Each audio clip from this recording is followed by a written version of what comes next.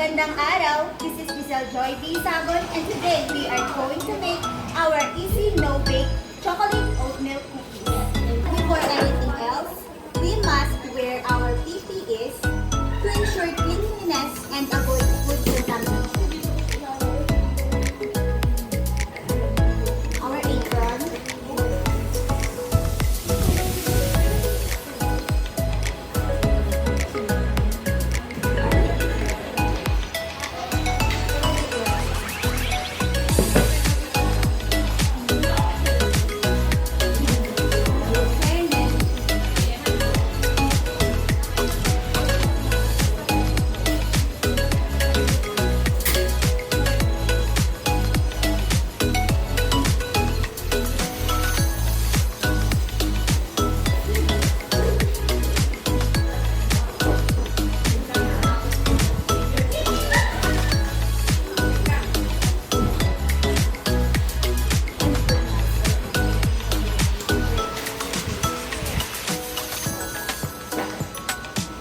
we also need our three different colors of towels, white, blue, and blue. And now, we are going to prepare the needed ingredients. 1 and 1/2 cup of quick oats, 1 cup of sugar, 1/4 cup of cocoa powder, 1/4 cup of peanut butter,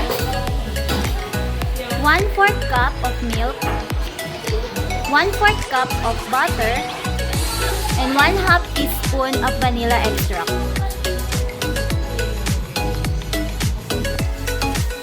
In a saucepan, mix sugar,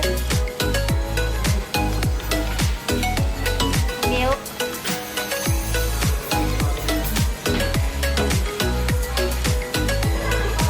cocoa powder, and butter.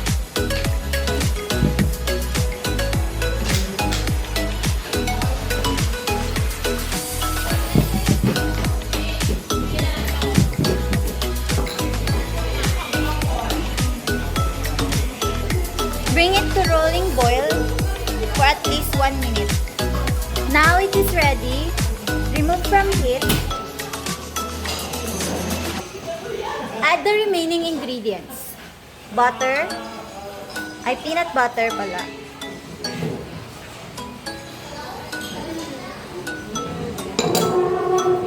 And the quick oats.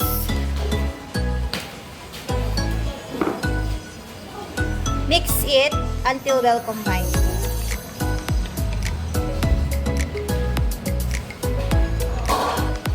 Now, our cookie batter is ready. Now we can grab our spoons to measure a spoon-sized ball of cookie dough.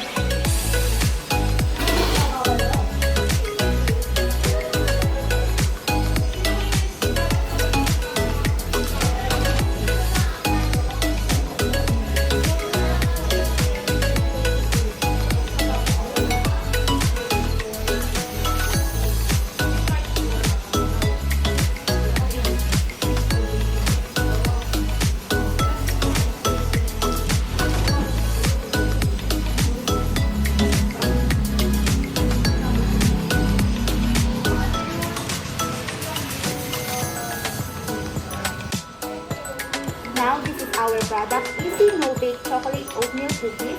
We are going to refrigerate it for at least 1 hour.